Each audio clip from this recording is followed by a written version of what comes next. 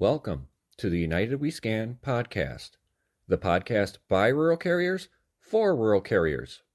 The views expressed in this podcast do not reflect the views or opinions of the United States Postal Service or the National Rural Letter Carriers Association. We ask that you please consult your assigned union representative for guidance in your local area. Make sure you like this podcast, share with your fellow rural carriers, and subscribe to be notified each time a new episode is uploaded. Please rate this podcast 5 stars where applicable and leave a comment or question for us below. Thank you. Now, here are the hosts of the United We Scan podcast. Welcome back, everybody, to episode 23. Kristen is in the transit right now, so she's unable to start this off, so I'm starting it off for her. And before we get started on this episode, I wanted to put out a little information for everybody. Due to recent incidents that have occurred, we're letting everybody know that at any time you feel stressed out, worried, have personal issues at home, or anything of that matter, you can use the Postal Service EAP. It's free to use. It's confidential. They don't report this stuff back to your postmaster. And it's somebody you can talk to about it. The other option is you have the Suicide Prevention Hotline through short code 988. You can dial it on your phone. You can also text that number. If you need help, reach out. They are there 24/7, available for anybody. On top of that, if you are working with somebody, check in on them. Check on your coworkers, past and present. If a carrier moved on to another office and you still have contact with them, check in on them. Make sure your other fellow carriers are doing okay out there, because we're in a stressful time. We're going through a stressful situation, and sometimes we just need somebody to talk to. So reach out, be that person for them to talk to. We're all in this together, and there are resources that you can use for that. Thank you. So, Josh, now that we've passed that sad note, how was your week? My week was not too bad. Still waiting for the new car to come in. Luckily or unluckily, I have use of my buddy's spare vehicle, which is his right-hand drive Jeep. So at least I'm not Ubering to work every day. And to couple on what you said, the somber way you opened the show this evening, every week when we close, I say, don't get overwhelmed. If you do, take a step back, take a breath, then step back in there, which includes reaching out. If you need to talk to someone, find someone to talk to. Friend, family member, close coworker, just someone. Get that weight off your chest. And hopefully everyone will have a good week. Mike, how you doing today in this week? This week's been okay. Just kind of a normal week this week. Trying to get through, just like everybody else. No big ups or downs. Just a week. I understand. Thank you, Bill. Well, I'm looking forward to another wonderful week in a stress-related environment with unqualified management who works under the dictates of district, who doesn't work within the confines of the contract. So just a normal week. In relation to your PSA there, you got to remember, people, you don't know what's going on in other people's lives. Most people at work are coworkers. Sometimes you're lucky enough you develop friendships there. Watch for the signs. Watch, for people withdrawing. Watch for people getting belligerent. pay attention to what's going on at work and reach out to people, even if you don't like them. They're still a life. They're a human being, and you should be concerned about them. And we can't afford to lose a carrier, and these children could not afford to lose their mother.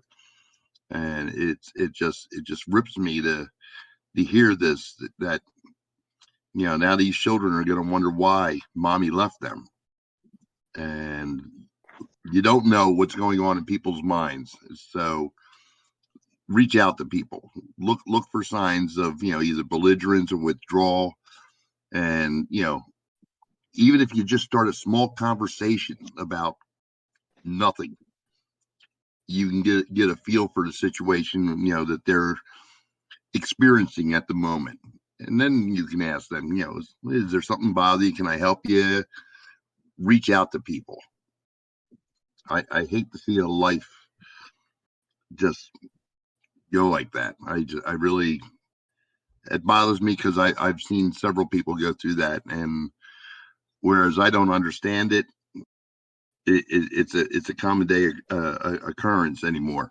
And especially with the situation we have at the post office, the way people's incomes are fluctuating, I can see a lot of this coming down the pike. So we wanted to come on this week, discuss all the rumors that we've seen circulating on Facebook, coming from management, coming from fellow carriers, coming from all over the place. Now, again, these are our opinions. You should contact your designated local union representative for guidance on this stuff. But this is how we feel this stuff should be. So make sure you reach out and actually have a discussion with your designated union rep over this stuff. The first one I'm going to go over with you guys, and we'll rotate through, is, does doing load truck during loading time increase your evaluation? Load truck is an optional item for rural carriers under evaluated hours. If you're hourly, management can make you use load truck. That is an agreement that the post office and the union made a long time ago. But if you're doing load truck to increase your evaluation and it doesn't put you up to that next hour, you're working for free. You're doing more work for free. If it increases you to that next hour, you're still doing more work just to get to that next hour. So, as we say, carrier discretion, but I see it as more work for no gain in a sense. What do you guys think? I think that I agree with you on that, but I would say if your local management is telling you you are required to do it, I would do it during that load vehicle time. If you're opting to do it on your own, I would not recommend doing it under the load vehicle time. And the reason I say that is if they're telling you you have to, you might as well get the credit that they're telling you credit for it, that they're telling you have to do that function. If you're doing it just because you prefer to do it, and that way you can just get the sequence and line them up easier, I would do it when you first grab your gurney and start sorting your parcels, sorting out your parcels, not while you're actually loading your vehicle. Yeah, But because that's it's only if you're loading them straight into the vehicle. It's not if you're scanning them, putting numbers on them, and putting them in order. right. If you pick it up, scan it, toss it in the truck, pick it up, pick the next one up, scan it, toss it in the truck, that's one thing. But if you're sitting there, okay, that's number 375, boop, that's 223, and you're using a marker and writing that on the label somewhere, I wouldn't do it during your load vehicle. And I find it especially confusing for a regular carrier to do that. I mean, they ought to know their route by heart. So it's a waste of time. And like you said, there's no gain to it unless you're tripping into the next hour. And even then, you're on the evaluated basis. You want to get out of there ASAP, because the sooner you're on your route, the better your mood changes. All right. And somebody want to get the next one? Oh, PM casing for mapping, huh? Yeah. Don't do it. Don't do it. If you're going to do mapping, it should be your end of shift duties. PM casing stops the clock for that day. If you're going to do the mapping, make sure it's on your end of shift duties. Get the credit for it. Period. And the end of shift is the under return to DU. Anytime after return to DU before you hit PM casing or clock out. That's right. And mapping should be an end of shift duty. And we'll go over that later, what mapping is, what they can do for mapping overall. That's another question later on. So we'll go over that later. The next thing on the list was clocking out within so long of returning. It takes as long as it takes. Right. Some days I can be done in 5 minutes. Some days it takes me 15. My case neighbor, she has a pickup of, she has 3 or 4 pickups, which are each one of them, the smallest is 50 some pieces, and they're around like Father's Day and Christmas, because the one is a golf memorabilia place. Could be a couple 100 to 300 pieces that she has to unload out of her truck, which means she's getting either a Gaylord or a Cage, rolling it out to her truck, unloading all that stuff, rolling that Gaylord or with a hand truck or the Cage to the back area near the dock where the outgoing mail is, and then coming back and unloading all the rest of her stuff, and then doing her cleanup. So for her to have 30 minutes at the end of the day is not unheard of, because of everything that she has to get out of her truck and clean up. Like we've mentioned in a few episodes, in the PO 603, it says what the end of shift duties are. There are multiple flyers that people have made up going around Facebook on the union's website, nrlca.org. Under the Rex Guide, you can find what the list of end of shift duties are that should be included. There was a pretty extensive list in this month's national magazine as well. Okay, I'm not sure if I've gotten that yet. If I did, I haven't had the moment to look through it yet. But Well, that's also available on the website or under the magazine. Yes. Yeah. Yeah. I'll read these off real quick for you. For end of shift duties, you have obtaining a conveyance, using the restroom, depositing collection mail in designated locations, depositing business reply mail, updating your edit books, replenishing stamp stock, replacing undelivered parcels in a designated location, the DPM and LTM maintenance, closeout duties if required, replenishing rural reach customer brochures, discussions with management, updating case labels, returning keys and accountable mail, completing the PS Form 3821, which is your clearance slip, completing the PS Form 35752, which is a change of address if required, completing the PS Form 3971, request for leave, handling money order transaction, handling undeliverable mail, returning the conveyance to the desired location, and preparing hold mail for redelivery. That's the entire list. It's on our website under our current magazine, as well as being in our current magazine. And that is quotable stuff from the union that you can use with management.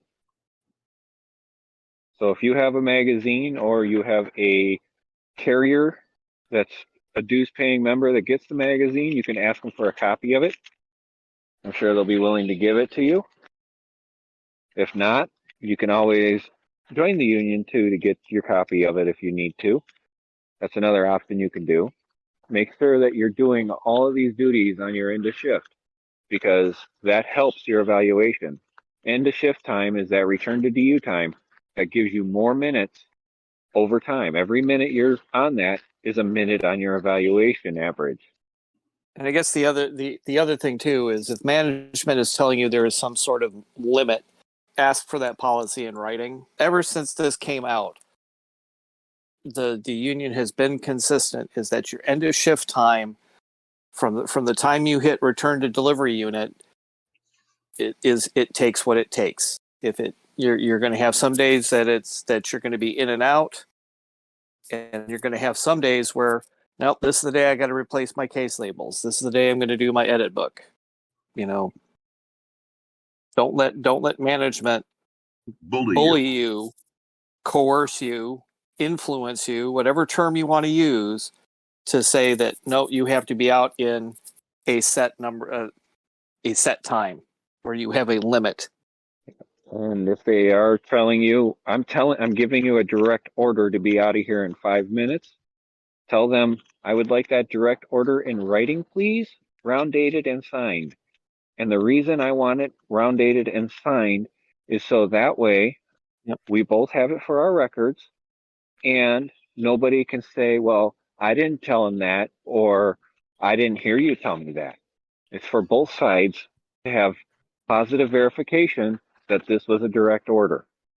You're not trying to get away with something or anything like that, but it is a physical copy that you can then take to your designated union representative and explain, hey, my postmaster gave me a direct order.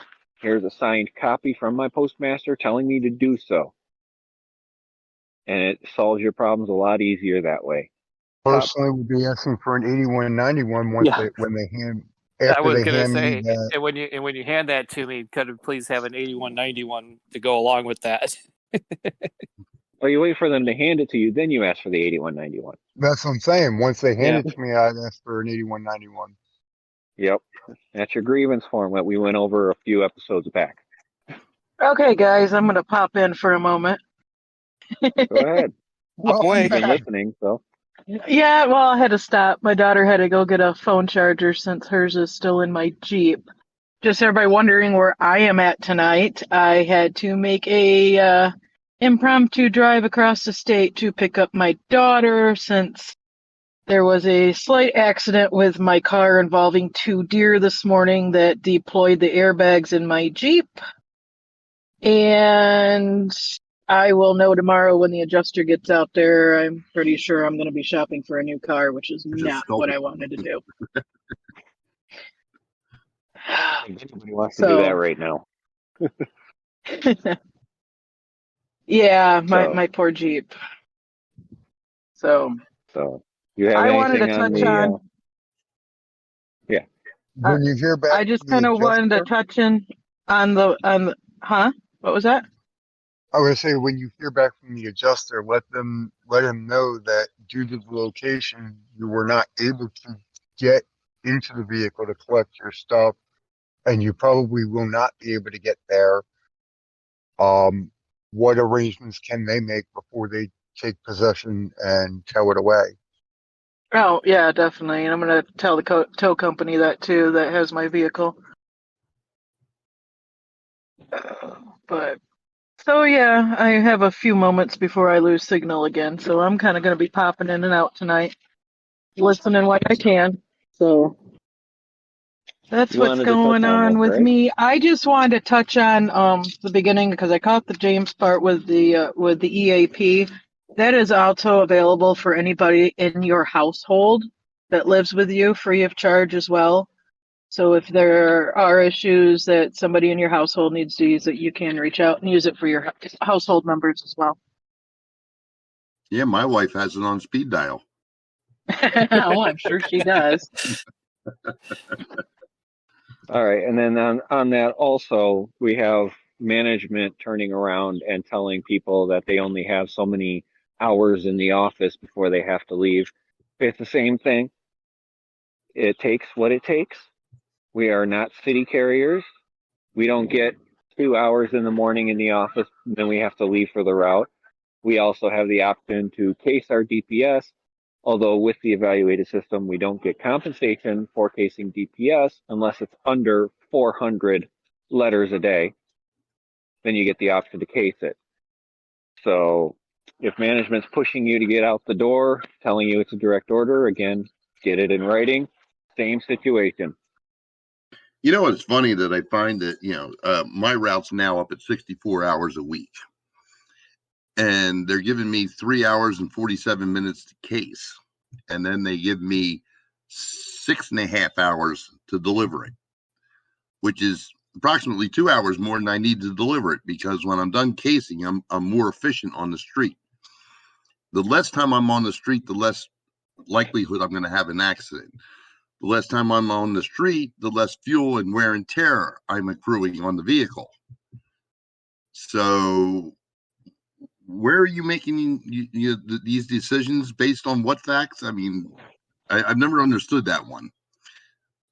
And, and that'll go back to the next thing about stopping at mailboxes every 3 to 5 seconds, because when I drive up to a mailbox, I do it in 2.8 seconds.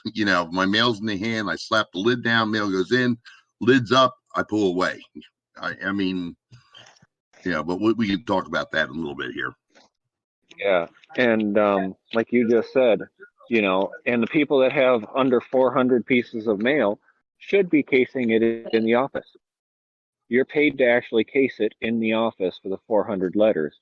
And a lot of people who get less than 400 letters don't even have DPS. They actually get the sector segment version of it instead. So they have to case it.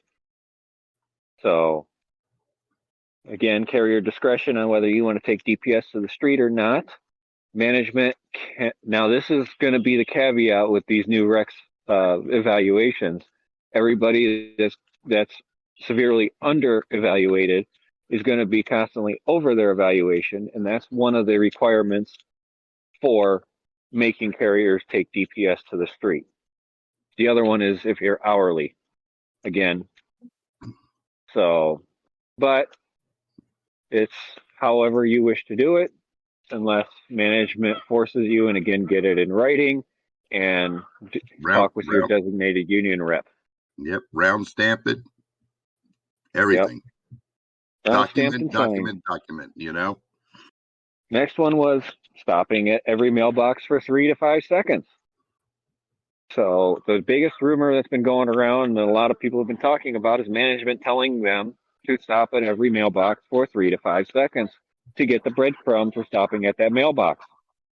If you don't have anything for the mailbox, the PO 603 says you can skip the mailbox if the flag is not up. Management telling you to do a stop every 3 to 5 seconds, you definitely want to get that in writing, because not only can your postmaster come out on that route and inspect you, the postal inspectors, management from other offices, district managers, national managers, regional managers who don't train their management to do the rec system can come out and inspect you on your route. So you want that in writing, that your manager told you to stop at every mailbox. Otherwise, you could possibly get in trouble for that. I've got a question in regards to that, because that leads to another conundrum in regards to, I don't get credit for the stopping at that mailbox because the DPS didn't have any mail for that mailbox. I didn't have a box holder that day. So people are asking, if I don't have mail for that mailbox, then does that tell them somewhere in the rec system that I'm falsely stopping at that mailbox? That's a question further down, actually. We can jump into the next question. But it's food for thought. We'll get to that one too. In regards to that, Bill, I would say if you have flats or letters from the hotcakes or flat rack, right, or they have outgoing mail, if you stop at a small percentage of boxes other than the informed delivery shows there was DPS for, it's a no harm, no foul. If you're stopping at every single box every single day, it's going to throw a red flag up at some point. At some point, somebody's going to say something.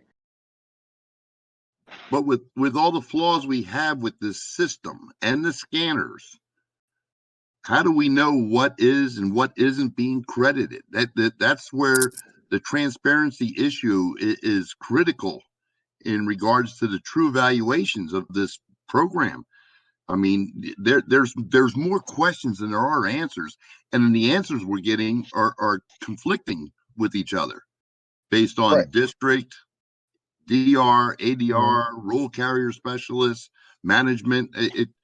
Yeah, there's so many cooks in the kitchen that I can't go to get a good cherry pie with any cherries in it.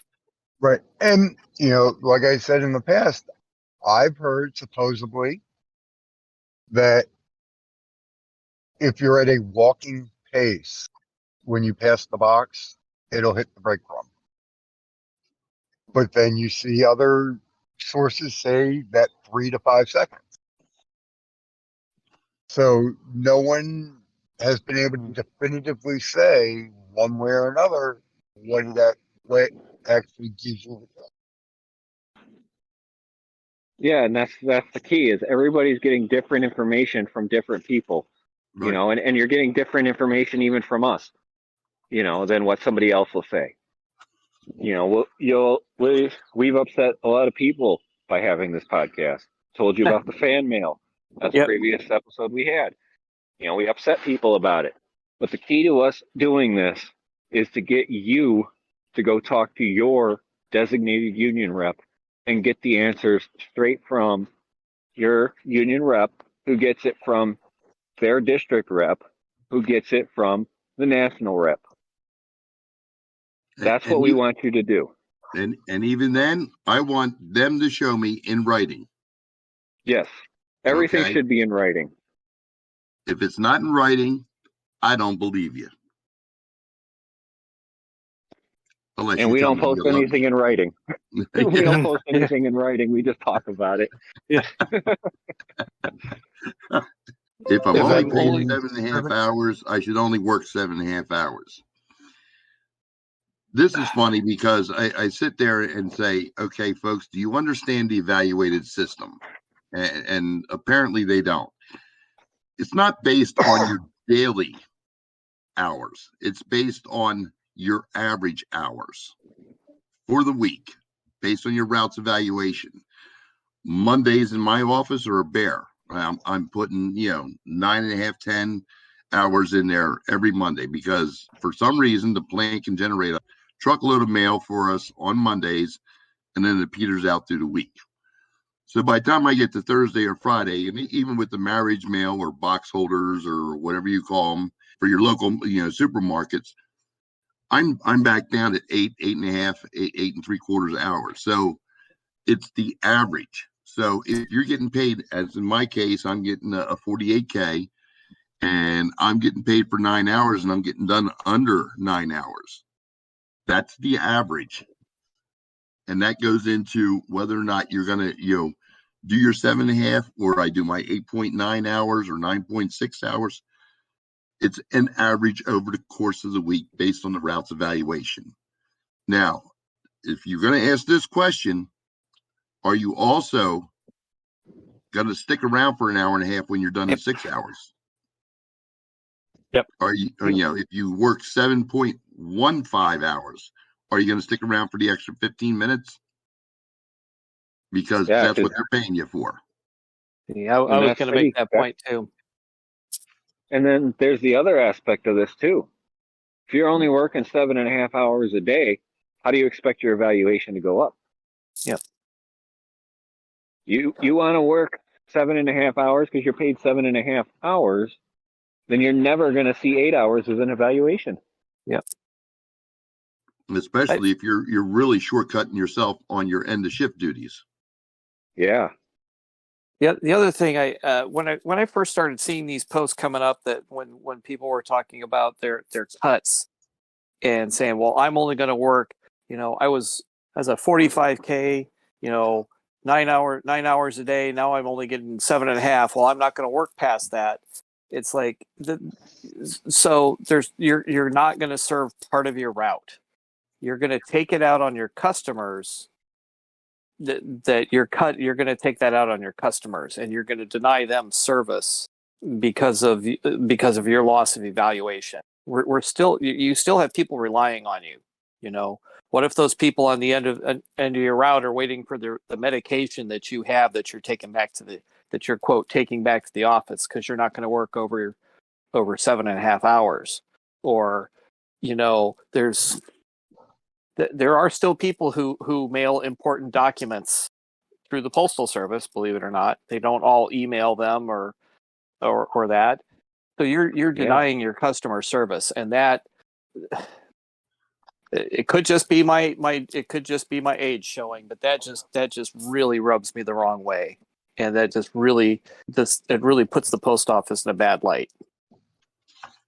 We're Or just us in a talking bad about light. that. Think about this: court documents. It takes 2 to 3 days for it to get to you at minimum. Yep. And when it gets to you and you deliver it, the certified for them, they have 28 days to respond to that.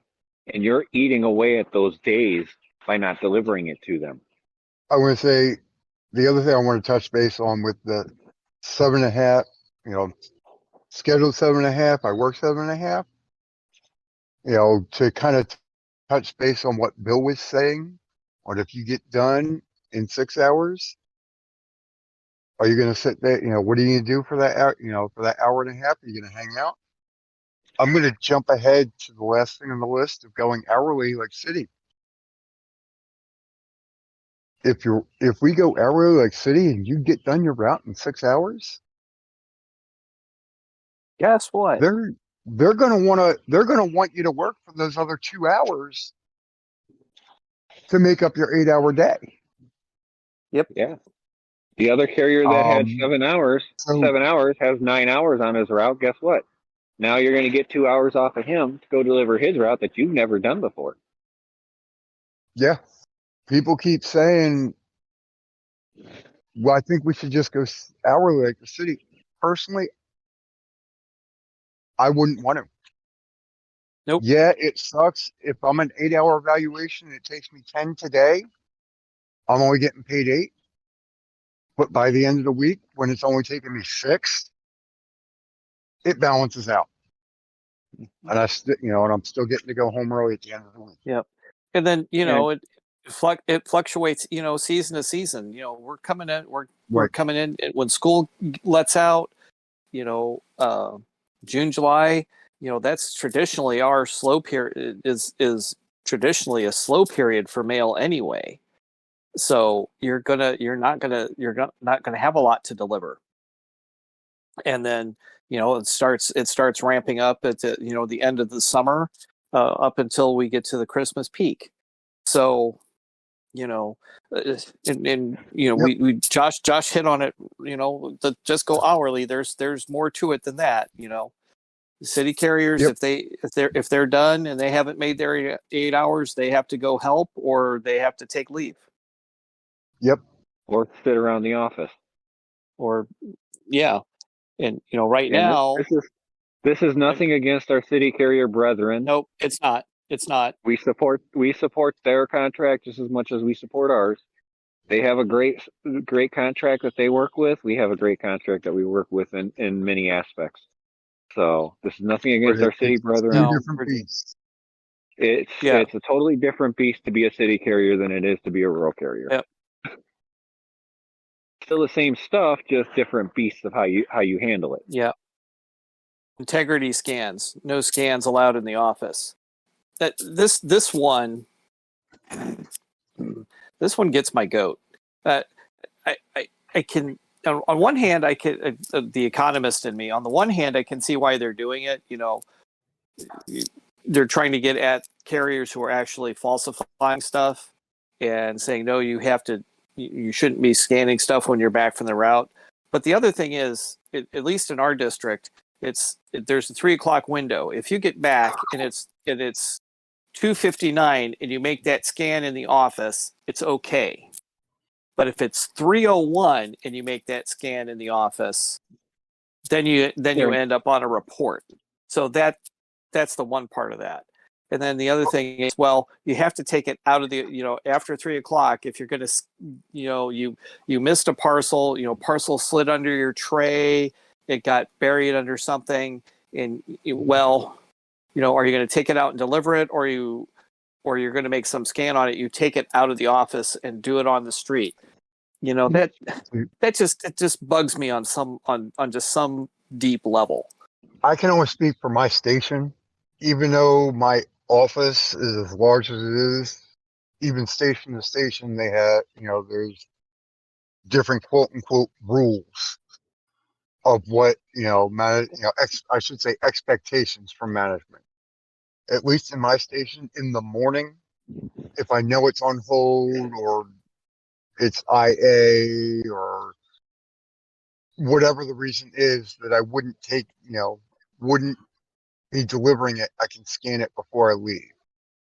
They don't want me bringing anything back in the afternoon. They want me to scan it if I brought it with me in the truck, they want me to scan it at the location on the reason why I'm not delivering it.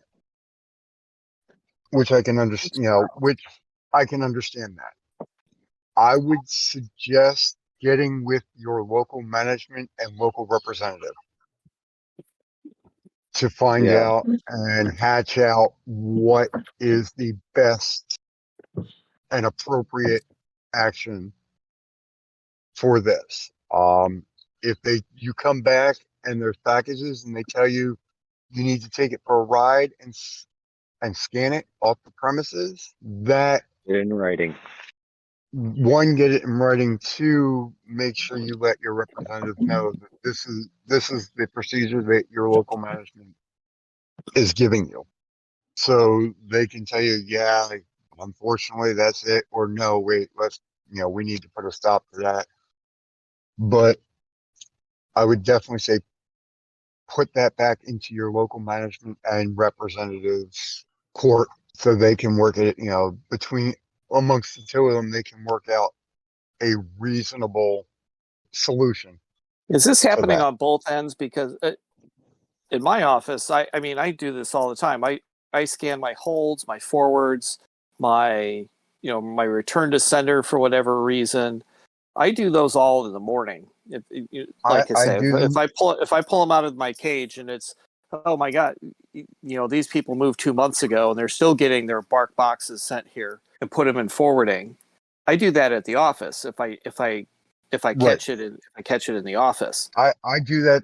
I do that also. If I know, if it's something that I know is not going to be delivered for whatever reason that day, whether it be hold, forward, incomplete address, no such number, whatever the reasoning is, I scan them all in the morning.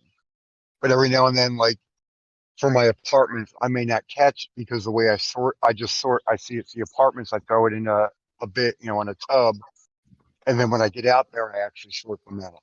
So I might not see that it was an incomplete address, or didn't have a proper apartment number, or it was an incomplete apartment number until I get there. So I scan them all there if I took it with me.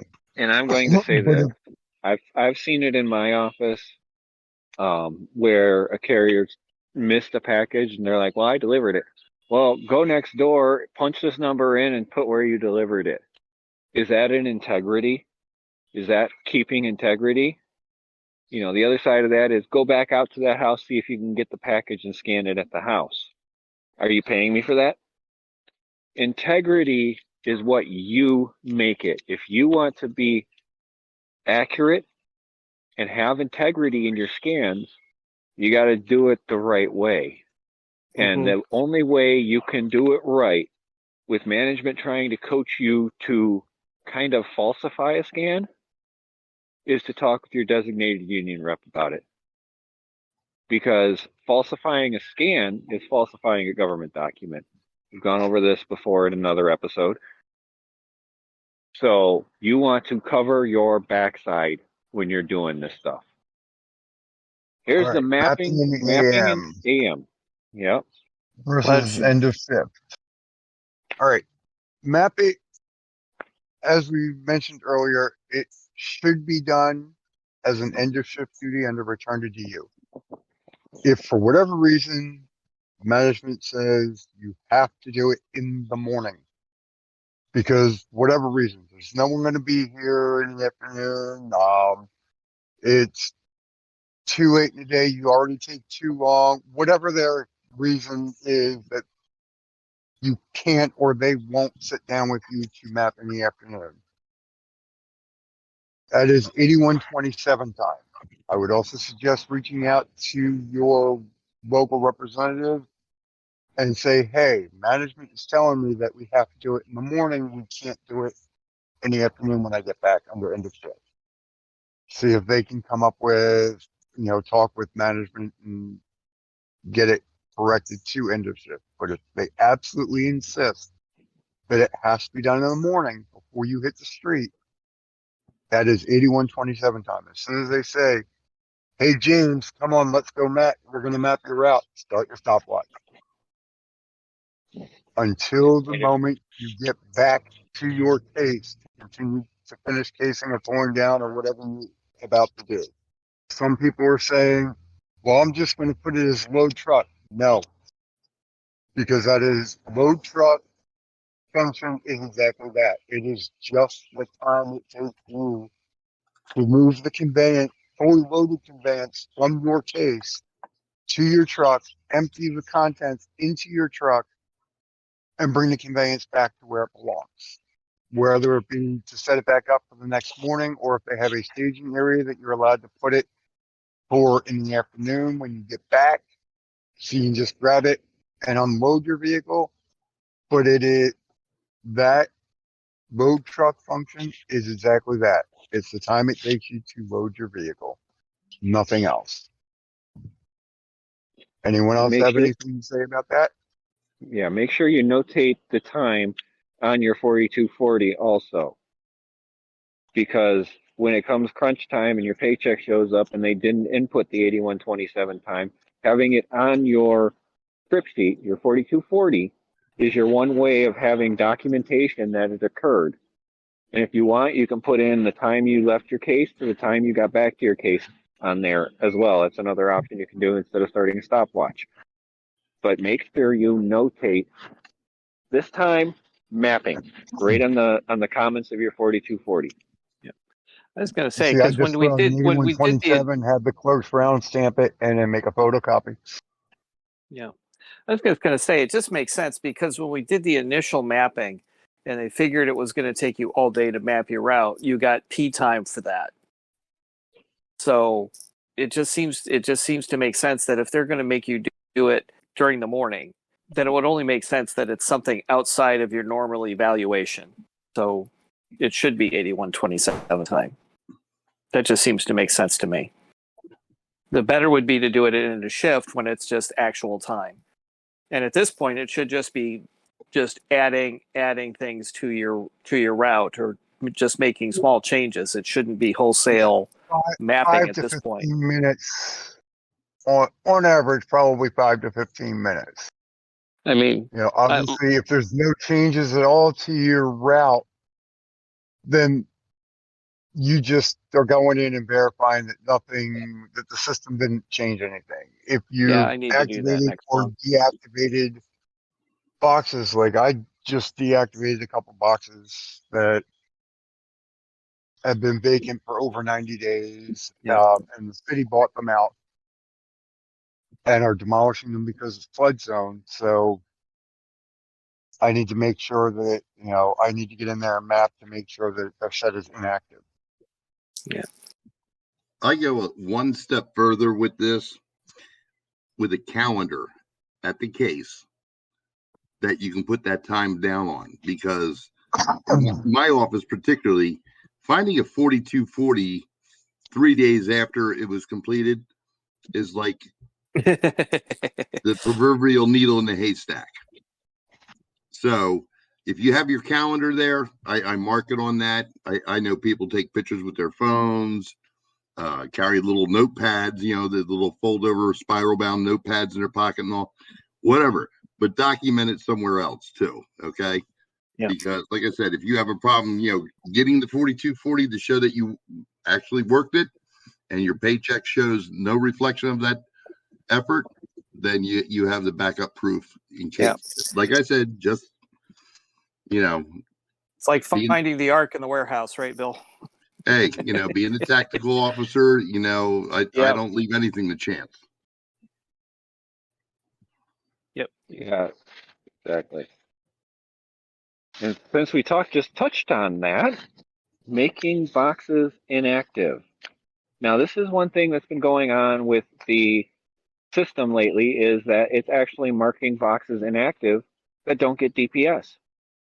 That's something that's been going on with the system, and I've had a couple of them actually happen on mine too. So when you're going through your mapping, make sure you're checking for your inactive boxes because you want those active boxes, especially like on mine. I have a couple of customers that all they get are third class mail. It still counts towards my evaluation to have that box active. Understand they don't get a mail every single day, but that's still mail volume for my route when I input a box holder, when I input WSS, things like that. And when they get that WSS val pack in the DPS, it keeps the box active. The only times that I've had that actually happen is boxes that only get the marriage mail and whatever box holders I've put in the system. But you want to make sure that they stay active unless they're vacant. And then you have 90 days. The 90th day is when you put it vacant in your edit book.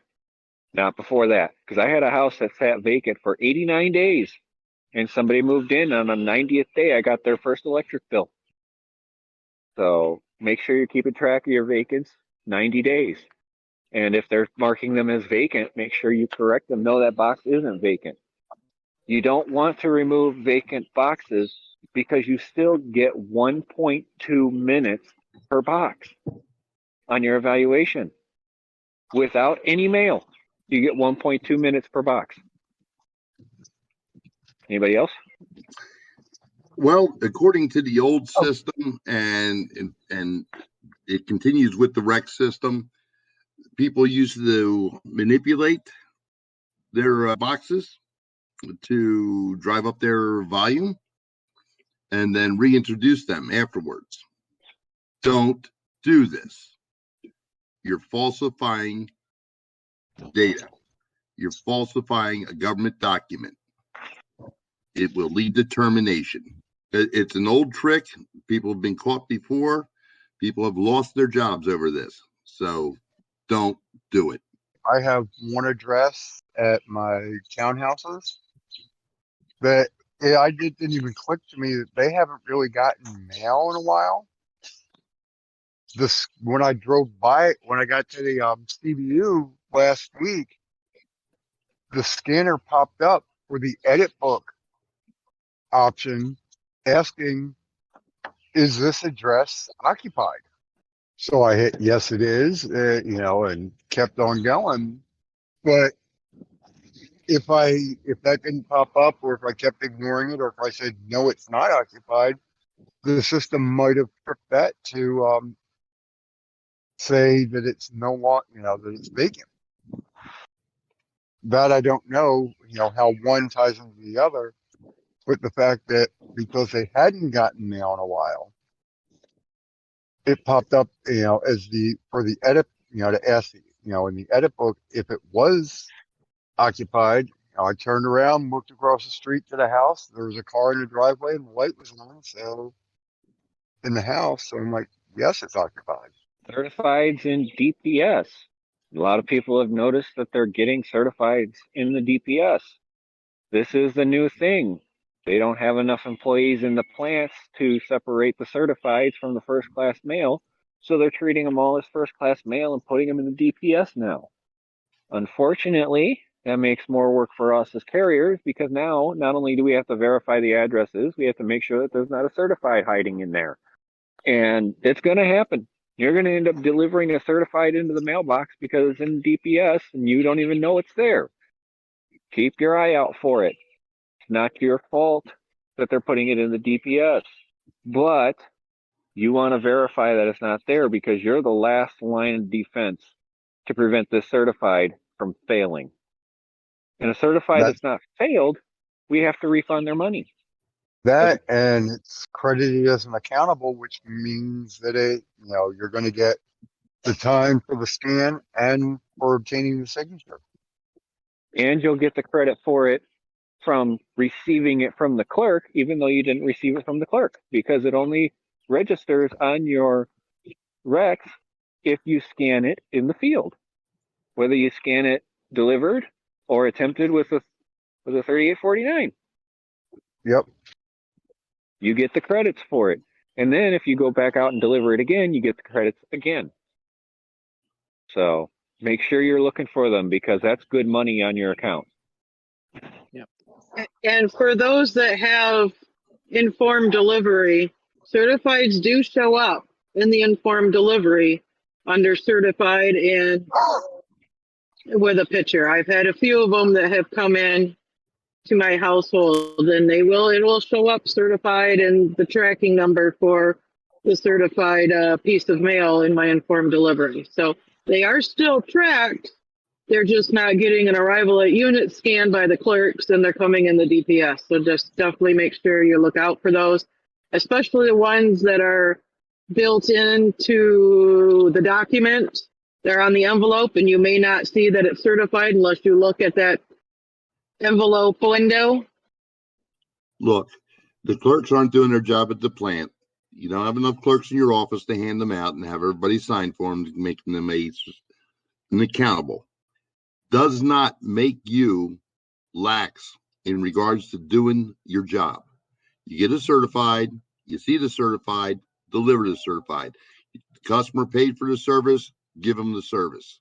Get the credit, do your job the right way. Second trips, as far as I know, second trips are there's really no other than the Rex procedures. Second trips are not changed. The Rex procedure for second trips is you return to when you get back to the office and you do the return to delivery unit. You then do all of your end of shift duties, dispatch the mail, take care of your markups, your forwards, your UBM, put stuff away, and then if you're going back out on a second trip, then you hit PM casing. And then you do start load and end load. I mean, if it's just, hey, this express came in after you left, you hit start load, walk out to your truck with it, you walk in, you get in your truck with it, you hit end load, and then you go and deliver that however many, if it's just one express envelope, if it's a couple of parcels, whatever it is. It's still load time plus 2 minutes per mile. But it's done on PM casing, because second trips have always been outside of your evaluation. So this is delineating when your evaluation is stopping, and it denotes the time that you went on that you're now ending your evaluated time and doing something else. With the exception of the Christmas overtime. Well, except for 3 overtime, weeks. yes. But normally, currently, presently at this time, if I was to do a second trip tomorrow, that's how you do it. And that procedure is, it's been the union has put it out in several places that is how you do second trips. And then of course when you get back to the delivery unit, that's when because I have an FFV, that's when I do my scan for the ending mileage. I come in, I grab my clipboard, I walk over to the supervisor's desk, and I do my clock out and, sign my 4240 and turn it in for the end of the day. Yeah, and it's called second trip for a reason. A lot of offices are telling you it's a second trip in the morning. It is not. The morning stuff, if you're delivering packages in the morning, should be straight time. Plus EMA if you're driving a POV. Yeah. It should be straight time in the morning. It is not a second trip. Don't let them call it a second trip. And if they do, contact your local union representative for guidance. Because second trips are supposed to occur after the first trip. Boy, you ought to explain that to my management. They have trouble understanding the difference between first and second. The first being it comes first. The second being after the first. You can't have the second without doing the first. Is that what that's saying? That's not what district told me. District told me otherwise. Supposedly. Well, okay, you know. Supposedly. But remember, management can't math. Look at Rex. They can't math. Oh God.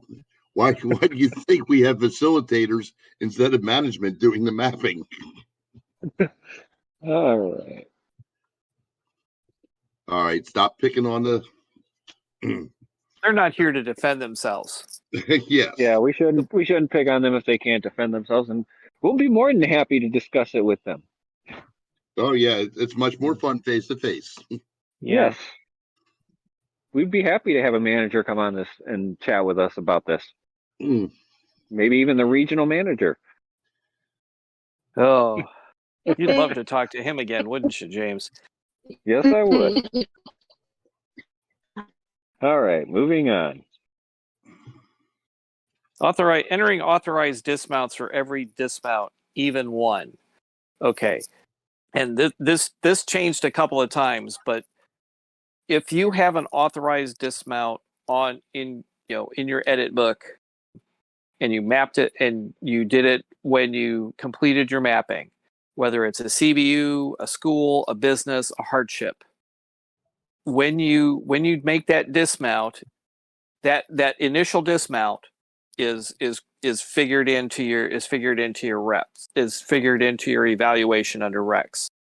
If you have to make another trip if it's a CBU and you have too many parcels, you can't handle all the parcels and all the mail, and you need to do one and then the other, and you have to make a trip back into your truck to complete your delivery, that is a second authorized dismount. And then that's when you should do the authorized dismount and then the number of trips. It's the total number of trips. If it's 2, you put, RB2. If it's 3, RB3. If you only make one, if it only takes you one trip out of your truck to do your dismount, then you don't enter anything. And we went round and round on this when it first started. It was like, no, if you just do one, you just do the additional dismount. It's like, no, the firm answer now is you do the total number of trips, and then the system will take out the one.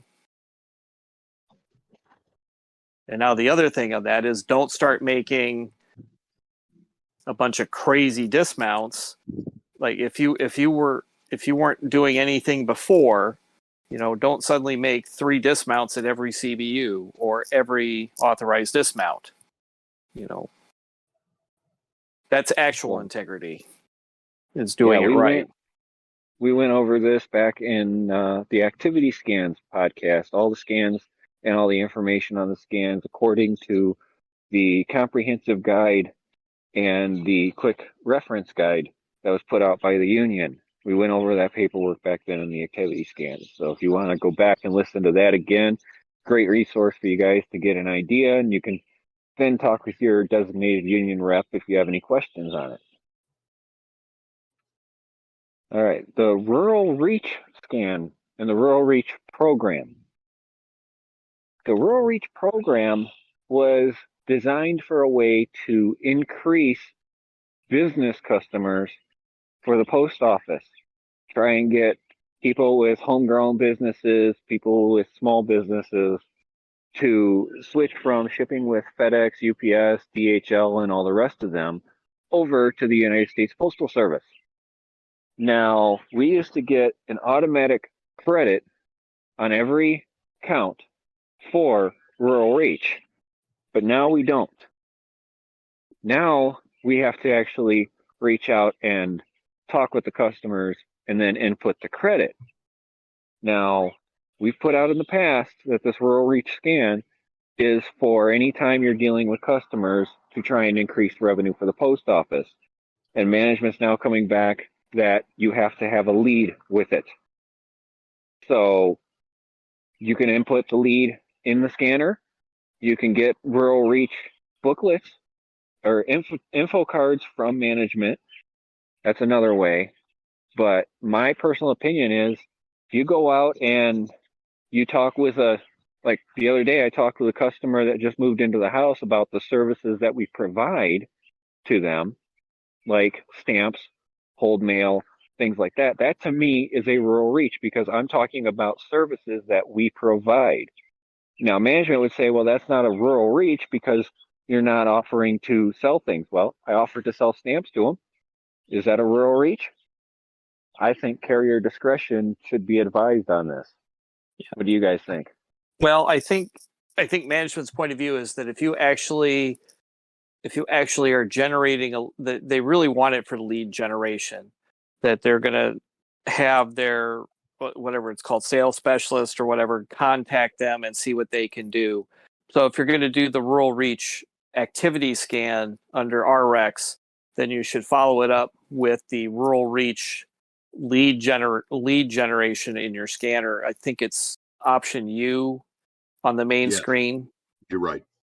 And you have to have, and if you're going to do that, you need the full information. Because I took a flyer off, somebody had stuck up on one of my CBUs, and all it had was like a name and a phone number. You need to have an address, you need to have a phone number, a point of contact, because they have to have a way to get a hold of them. So, But if you don't have that, take that flyer into your manager. Because then they can do the lead generation for you with just that flyer. So that's another way. It's still part of the rural reach.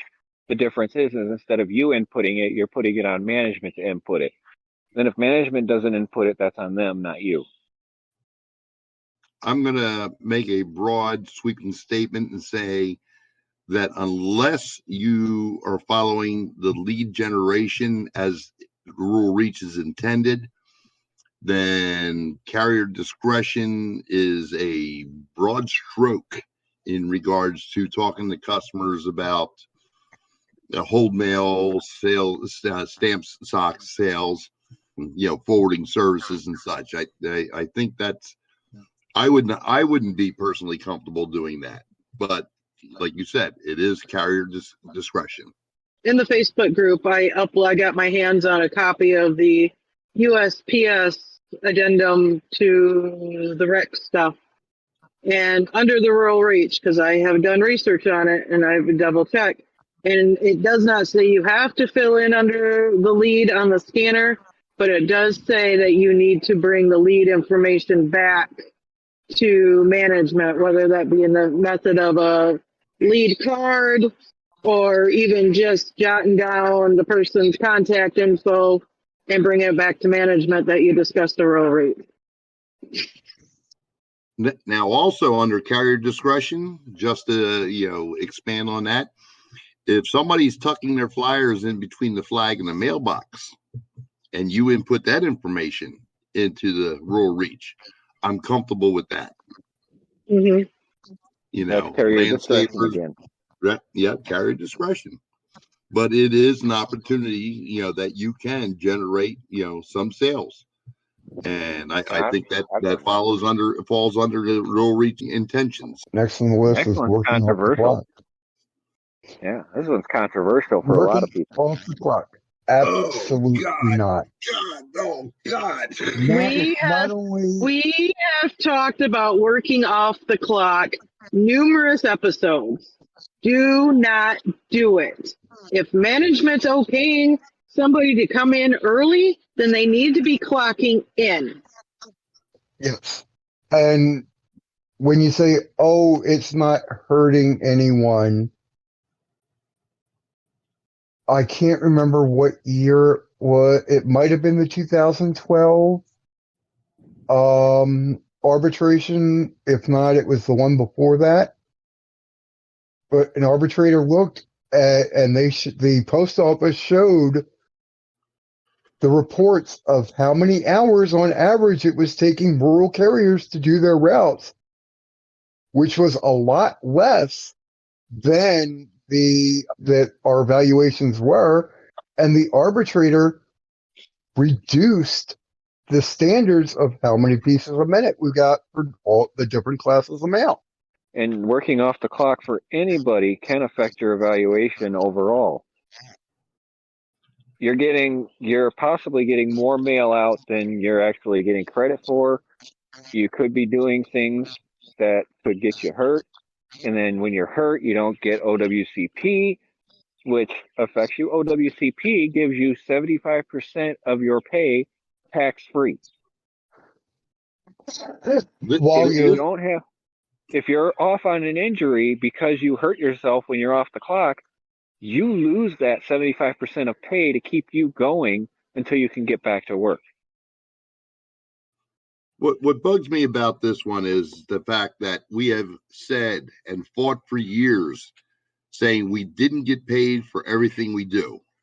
So why the hell are you doing something you're not getting paid for? You're cheating yourself, you're cheating the route, you're cheating your sub, you're cheating the person who may get that route after you've been on another route, or you retire, or whatever, you leave the post office. You're giving them more ammunition in saying that you can do more for less. Don't give them any more excuses to cut your pay, folks. And like was said, the arbitrator took time away from us because of people working off the clock. It affected every carrier in the nation. Yeah, not just the ones that were doing it, but every one of us. So keep that in mind. I'm sick and tired of having to fight for people who turn around and pull this crap, and then I went down 4 hours. No shit, Sherlock. Your reporting time's 8:30 in our office. You're coming in at 7:50, 8:10. You're giving them hours every week for free. And that's money you're taking away from yourself, your family, your sub, and everybody else. Because the arbitrator somewhere down the line will say, damn, they're getting faster. Look at the 43 DPS letters per minute. When we had the FSS, 43 flats a minute. I'm a little confused on how you do flats as fast as you do letters. I don't, but maybe people do. Stop cheating yourselves. The machine does it faster. Next one. This one was a controversial one on Facebook. Taking DPS to the street, that your markups should be sorted while you're on the street. You should sort them into the attempted not known, UTF, insufficient address, etc. No. When you're out on the street, you're not paid to sort through that stuff. That is an end of shift duty. Your end of shift duty is to sort your mail and put it where it belongs. Great time. Anybody who wants you to do that, get it in writing, talk with your union rep, because it's an end of shift duty.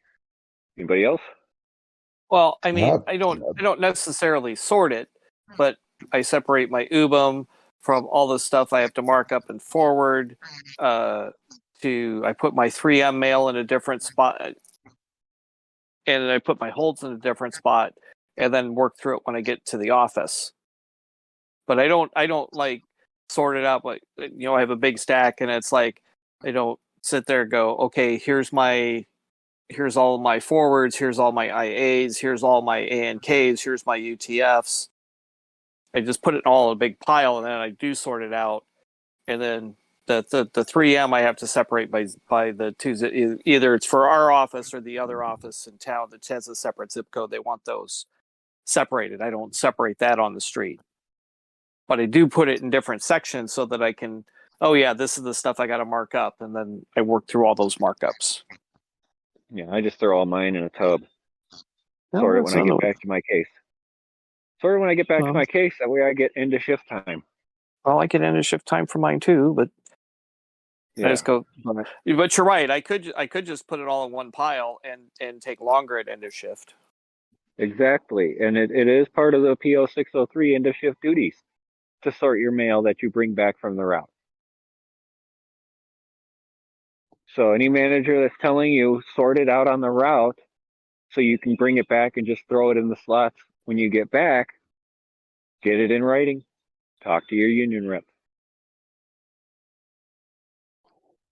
Yeah, I usually case everything, but all my Nixies, except UBBM goes right into the tub under the case, but all the rest of the Nixies, just except for IA, go into one pile. The IA goes in a separate pile, and then it goes for a ride. And when I get back in the afternoon, I actually sort it out. Yeah, I'm like James. I just tuck it in my bucket and just sort it back when I get to the office. The next one. But the scanning parcels individually versus all together for each address. Because I scan all of, so when I get to my CBU and I pull out all my parcels, I scan all the ones that go into the individual mail slots. I scan them all at once, hit enter, and put them in the mail slots. I scan all the ones that are going into the parcel lockers. I scan them all at once, and I put them in the parcel lockers. The last thing I saw from the union says that it does not matter whether you scan, click through, deliver, scan, click through, deliver, or if you scan them all together. It says the last thing it says, as I read it, says that the credit is the same. Yeah. Yes, with the caveat to that is if they're for the same address. No, I scan. I do the same as you. When I get to my apartments, I scan them all, all the parcel locker ones, complete it, all the in at mailbox one, all the, the flat things that'll fit right into the mail slot. But supposedly it does not, when you scan them all together like that, it's not differentiating addresses. So in that case, you're not getting, if you scan them separately because they're different addresses, like apartment 101, apartment 102, or apartment 103, so on and so forth, you're not getting the full credit for them by scanning them all together. It was designed for each address to be scanned together, and they know what packages go with each address, so you're going to get the credit for that address however you scan them, whether you take the time to scan them individually or you run them all together. It makes you faster on the route to scan them all together. You get the same credit for both. So however you want to do it, carrier discretion, you're going to get the same credit. Unscanned parcel. Get this part only to the door, or what is one? Okay, unscanned parcel. Very basically, and I do believe we went over this. The quick reference guide. Yep. If the parcel does not have a barcode on it, if it does not have a scannable if it does not have a barcode, it's an unscanned parcel. If the barcode won't scan and you can't read the numbers to type it in, it's an unscanned parcel. And I don't understand this part only to the door. No, unscanned parcel has the same delivery options as a regular parcel. You can deliver it to in or at the mailbox. You can deliver it to the parcel locker. You can deliver it to the door. You can leave it with an individual at the address. You can leave it in the garage or other location. All the same options for delivering a regular parcel that you scan are available under unscanned parcel. And you should select the option you're doing to get the proper credit. If it's something you had to walk to the door, you want to get that credit for walking it to the door, or hand off to individual, whichever is accurate. Carrier discretion. This is carrier discretion on the unscanned parcel, just like every other scan we've dealt with. What happens I don't think there's much discretion though. If you can, if you think that because I see a lot of people complain about not wanting to type in the numbers because the label won't scan. That's not discretion. That's That's laziness. That's laziness. I you know, Because I heard back when this all started that when you manually put the numbers in, you get a different credit. Now it's not showing up on anything from what I saw in my 4241, but supposedly it was supposed to be in there that if you actually manually input it, you get a different credit for it. So maybe they'll eventually I don't input that. you know why I know that's I- not true? That they would be banging on Amazon or these Amazon sellers, and the other bad one I get is Target. Oh, And yeah. Kohl's too. Kohl's, yeah, that their label printers suck. Some of their label printers suck because it's just like because you can look at the number and say, nope, that one's getting typed in because there's little gaps in the numbers you're typing in. I think the post office would be really banging on them to make sure their printers have ink, their print heads are good. Because there's days I'm typing in a lot of those for those businesses, for those sellers. Well, That's your here's a integrity question stamp. for you, okay, guys? We get a lot of these foundations for contributions from Native Americans and Right. Easter seals and everything else. Now, in our office, we get the U lines. Everybody gets a U line. Yep. If that U line doesn't go in my 1-inch slot with the mail in there, to me, carry discretion. It's an unscanned parcel.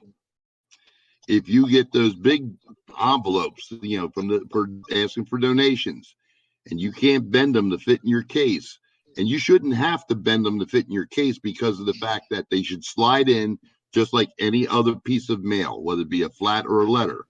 To me, that is an unscannable parcel. Now, I have several mailboxes where I can fit my 2 grandsons into them because they're that damn big.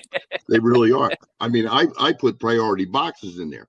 And It doesn't matter. If I have an unscanned parcel, it's going in the mailbox. If it won't go into a standard mailbox and I have to take it to the door, it goes to the door as an unscanned parcel. But again, it's carrier discretion. Yep. And when I see the U lines, people cry over this. I love it. I love it. I love it. I love it. Yeah. I'll just go on to that. I will say that in our district, our DR put out in his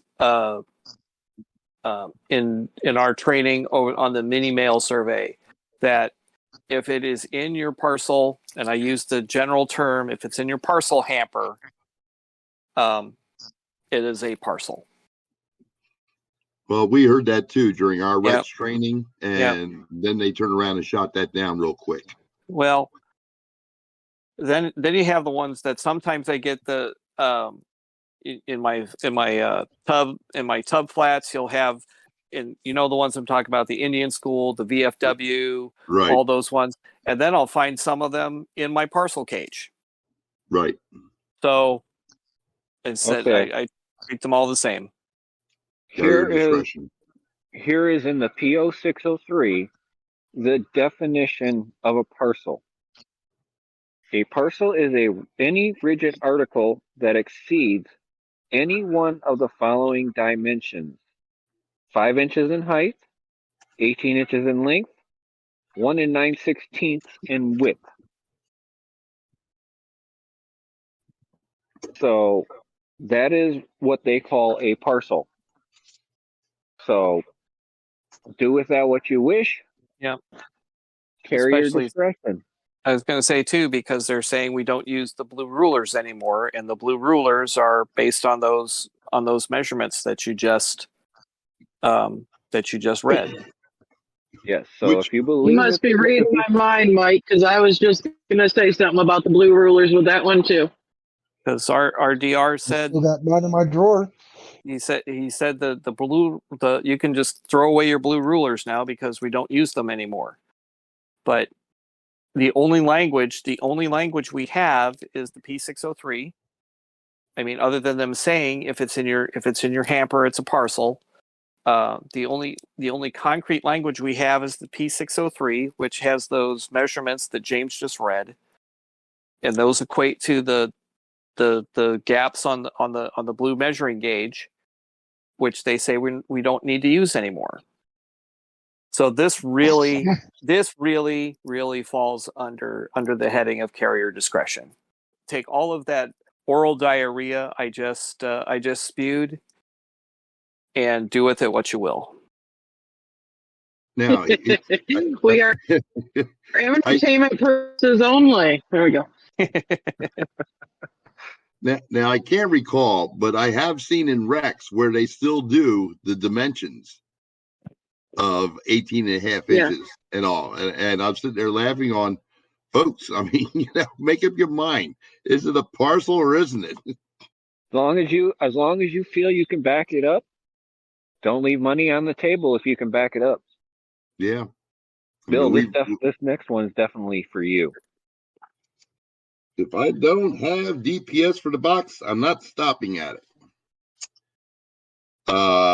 What if you have a box holder? What if you have newspapers that dropped off at your dock every morning? What if you have marriage mail? What if you have clerk mail? What if you have the food drive cards? What if you have any number of items that's not in your DPS? Flag. If the flag's up and I don't have mail for it, why should I stop? I'm not getting credit for it because the rec system's recording whether I have DPS for it. Folks, you stop at the mailbox for flag. You stop for clerk letters, for box holders, for saturation mailings, for whatever you want to call it. If you have one article of mail, if the flag is up, if somebody has a parcel in a plastic bag hanging from your mailbox for carrier pickup, stop for the box. If you don't have anything for that box, if I don't have anything for that box and their flag is not up, I'm not stopping at the box. I'm not getting caught one way or the other trying to pad my delivery evaluation. Period. In the P0603, your delivery and pickup information is in the P0603. It says any mail that you have to be delivered to the box the day you receive it, unless management authorizes you to leave it. If the flag is up, you are required to stop at that box. Now, I know that some people, well, a big hashtag going around is not today, postal inspector. A postal inspector could probably go around and throw a letter in a box, put the flag up, and see if you picked it up. Don't take that chance with your job. Now, I know a lot of people are going to say, oh, the postal inspectors don't do a lot. They don't go around and do a lot of stuff. They do. They set up stings on people. They get enough complaints, they're going to actually investigate. People will call in. They'll call your postmaster. They'll call district. They'll call national and complain.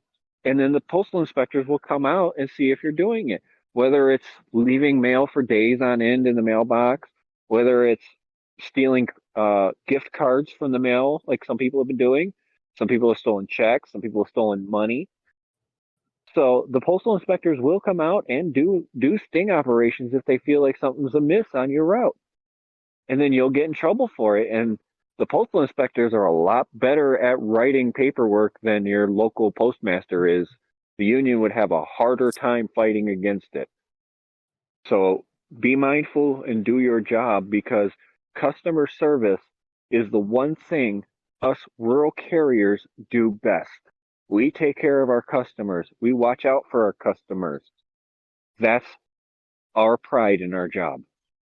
Carrier had said that their postmaster was having them come back to their evaluation time, whether they were done or not, under the new evaluation. Again, it goes back to the 7.5 hour we talked about earlier. If a manager's telling you to come back at your evaluated time, that's delaying the mail, in essence. And Yep. hurting your evaluation. So by them telling you to come back, tell them you want that in writing, round dated, and signed on your desk when you get back in the office. And you need to contact, I would take that straight to your district rep. Yeah, straight to your district rep, because that needs to be moved up to the district office, because your union rep will pass it up to your district rep. Your district rep will take it to the district office. That's the only people that can talk to district office is your district rep. So I would talk And with it's possibly the district rep or the district manager that's putting that directive out. Yeah. So don't let them bully you. Get it in writing. You ought to What see was how the fast other- people stop, saying things when you ask for it in writing. Isn't that funny? Yeah, that's how you get stuff solved. If they want to put their name on it, then that means they stand behind it. I armed all my carriers with that phrase. Can I get that in writing? And text messages are not an official form of communication except in an emergency. However, you can use text message images. You can print them out, take a screenshot, send them to your email, print them out, and use them as more examples of them giving you direct orders. Like they say in the text, I'm giving you a direct order to do this, because the text message is going to be timestamped. Mm-hmm. So you can actually show on this date at this time, they gave me a direct order to do this. So even though text messages are not an official form of communication, you can still use them as examples of them giving you direct orders. Yeah. At least supposedly. Yep. The other thing too is we say it's supposed to be for emergency, and the same thing with messages through the scanner. They're supposed to be, emergency situations. They can't say, hey, there's, make sure you're taking emergency or safety messages. They can't say, hey, it's hot today, make sure you're taking breaks in the shade. Oh, by the way, we have late parcels come back to the office. They can't sneak something in like that. They have to be directly safety or emergency messages only. Like, for example, tornado warning in the area, get to safe shelter. Since we're coming up on major tornado season, we've had quite a few in the country already. That's an example of an emergency message. Or another example was there was a shooting at a mall just recently in Texas. If a carrier was in that area, that manager could have sent a message, hey, there's a shooter at this mall, find safe shelter somewhere. That's an emergency message. Yep. Police activity. Oh, yeah. Amber Alerts. In the area of, Amber Alerts come through automatically. Yeah. Yeah. So any kind of message that's an urgent message that results in your safety and security is considered an emergency message. A make sure you're back by 6 o'clock technically is not an emergency message. Nope. But if it's wintertime and they send a message out that says all carriers are to be back by 6, that is an emergency message because they're calling everybody back to the office. General recall. Yep. General recall. Or roads are getting bad, all carriers come back to the office. So weather-related emergencies, active shooters. Or a wildfire in your area. That's another one that can happen, especially in our more rural areas. Wildfire these roads are now closed on your route. That's an emergency message. Of course, if you're like management in my office, you won't have that information until we actually get back and say, hey. Yeah. If you have a manager that stays on top of that stuff, you got a good manager. At least for that aspect. For that aspect. Let me rephrase, for that aspect. But carrier discretion on whether that's a good manager or not. Oh God, I didn't know this was comedy night. Well, we did have attempted delivery on a few. We did have attempted delivery on a few episodes ago, and remember, this is for entertainment purposes only. That's right. Oh God. Anybody? And if you Anybody take have anything away from it, good for you. Yeah. Exactly. If it gets you to talk with your union rep, hooray, we did our job. Oh, If we gave our union reps a reason to talk with their carriers, hooray! I mean, yeah, granted, we may have made more work for them, but that means they're actually getting in contact with their carriers and actually working on building up the craft. I will take that as a win. Or if if you I don't, decided that you stepped up to be a union steward, yay! Or you decided you're going to run for local, state, or national office, yay! Or you're just going to go and attend a meeting, yay! Sorry. Or if you're willing to pass on information to your fellow rural carrier that may not listen to our podcast, or pass on information. Hey, I just read this in the PO 603. Check this out. Yay!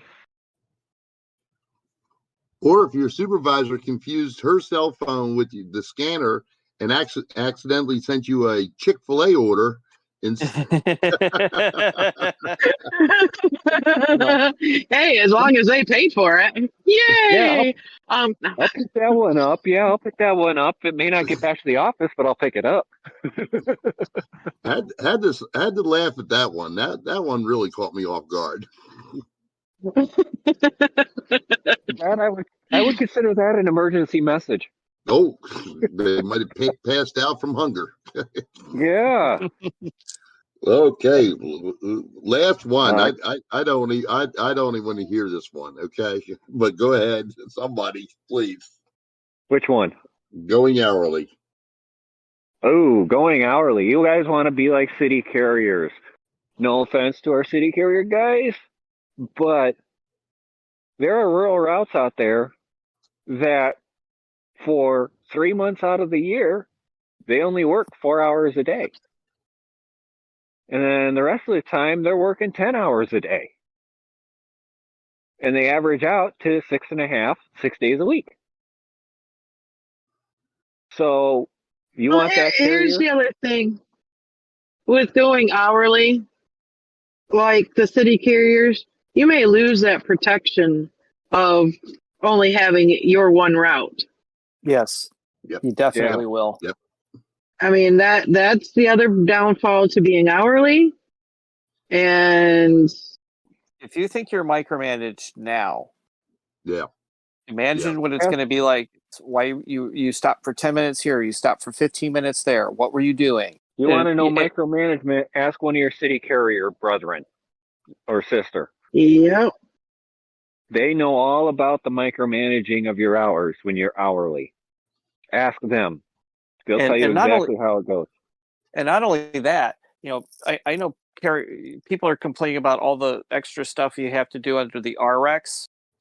Think about before the city carriers went off the actual physical time clocks, they had their little card. They had to clock in, they had to clock out. If they were doing a different function, they had to go back to the time clock, swipe their card, and change their function on the time clock. And now they're doing it on the scanner. Yeah. Just like clerks had to do that, just like the janitors had to do that. Yeah.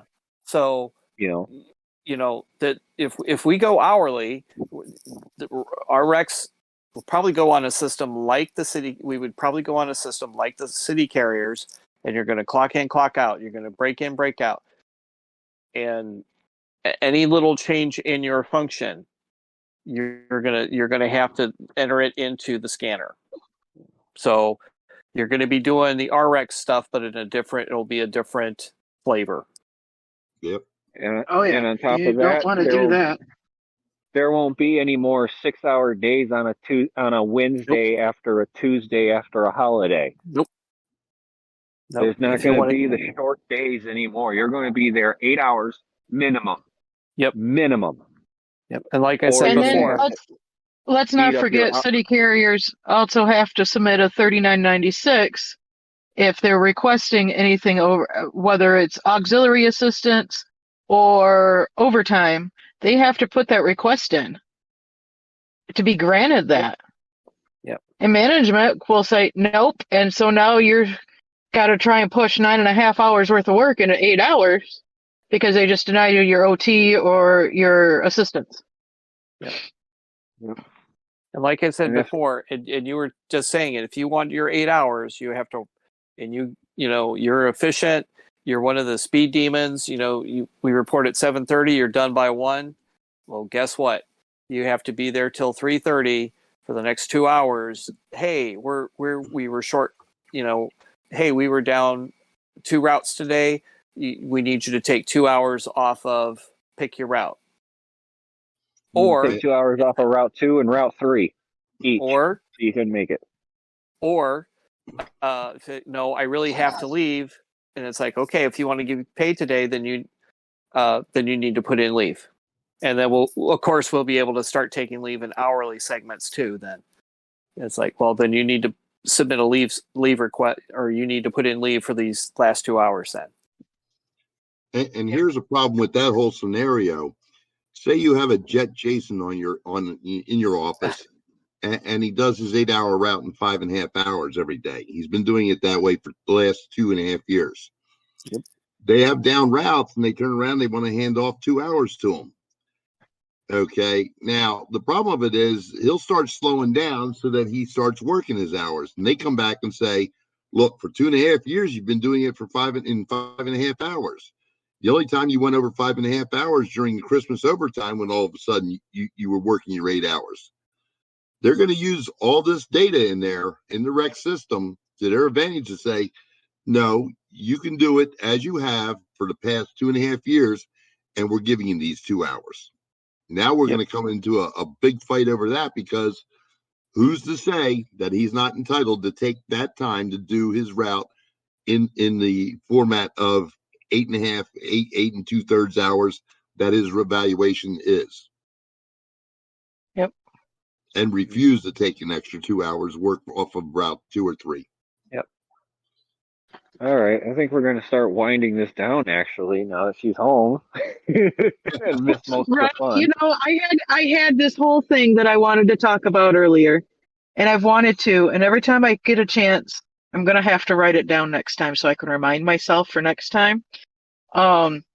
Because it totally escaped me again. So it's one of those things going, yes, I want to talk about that. And then, okay, it's a few days, and then you forget about it. And then it gets closer, like, oh yeah, I'm going to talk about that. And then things happen. And yeah, so next time I remember what I wanted to talk about, I will write it down so I can talk about it. Do you have any final thoughts, Kristen, on what we talked about? The in-betweens of what I heard, yeah. As I was going in and out of signal. Basically, guys, if you need of any type of moral support, mental support, definitely there are avenues to reach out. My prayers and thoughts are with these families that are affected. Most definitely. I may go ahead and post up the GoFundMe on the Facebook page in a little bit once I get logged back in. And everybody stay safe. Do your jobs. We're providing a service. Keep providing that service. If management wants to fight you on providing that service, contact your union rep. I can't stress that enough. It's we are not the answer for everybody. Like I said, this podcast is entertainment purposes only. You take something away, that's awesome. But the people that you really genuinely should be talking to is your local stewards, area stewards, ADRs, DRs. Make sure you're contacting them if management's trying to pull some funky stuff. Other than that, guys, do your job the way you know how to do it. Do it to your best ability. And, eventually all this BS quirks and everything that's wrong with Rex, hopefully someday may eventually get worked out.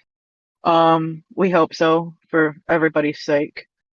And But yeah, be safe out there. Hug your loved ones. Tell them you love them. And I'll give that on to the next guy because now I have to go in and face the music.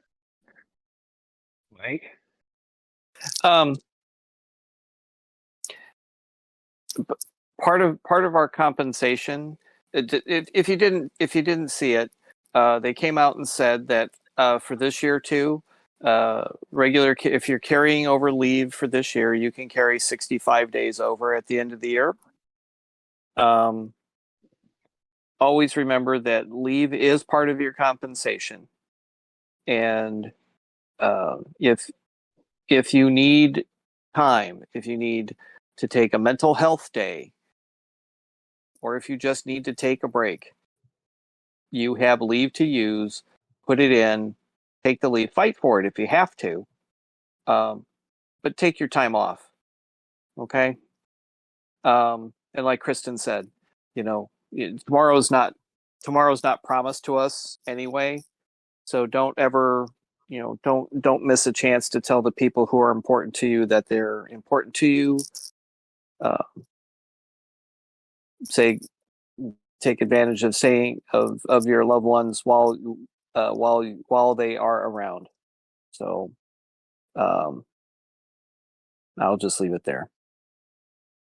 Like we've said multiple times, do what you're supposed to do,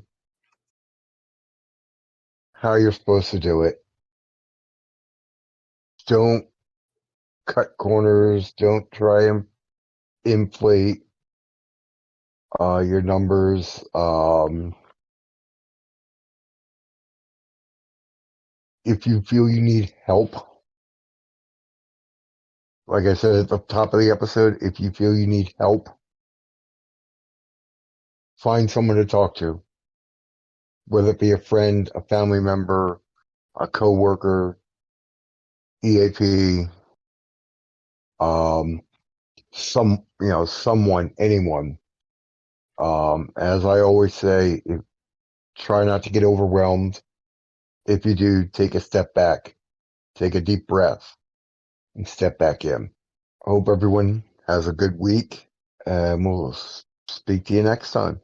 It really bothers me when somebody is driven to the point of taking their own life over something like a job. And I've been overwhelmed in my life at times, and thankfully my upbringing prevailed.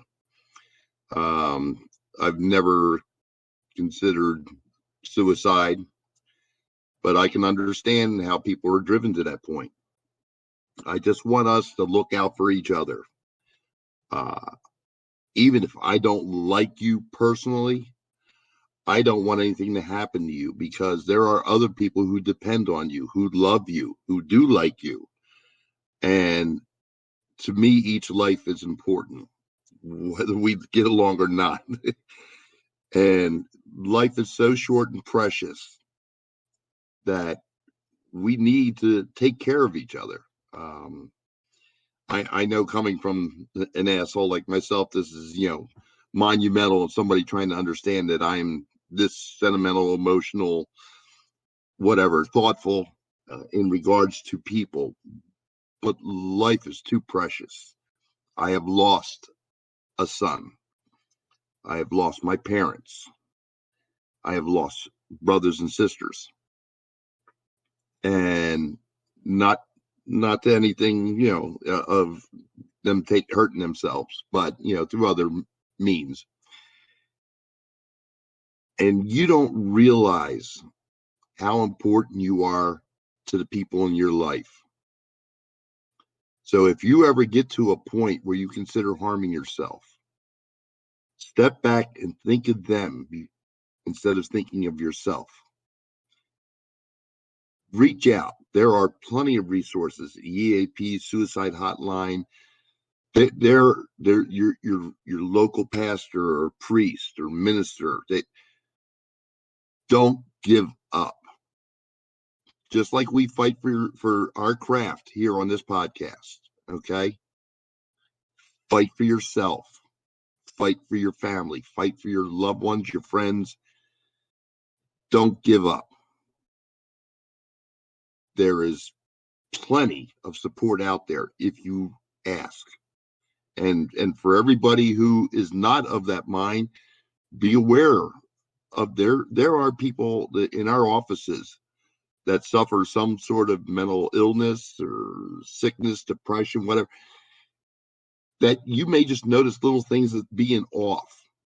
Like I said, approach them, make small talk, let it lead into a conversation, how they're doing and everything else.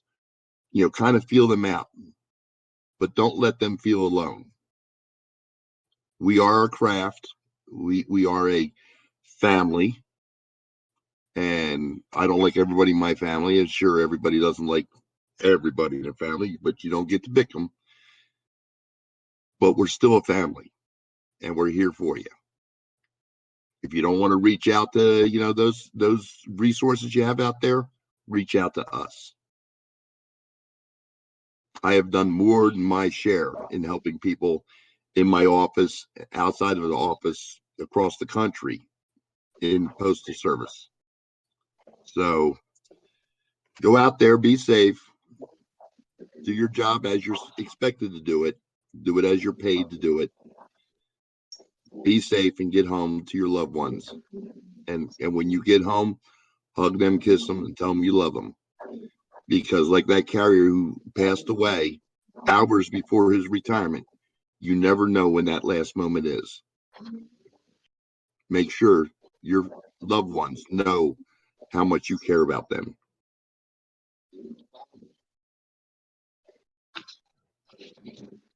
Very well said, guys. I really like that.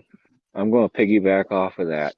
As someone who has actually witnessed the devastation of that to a family,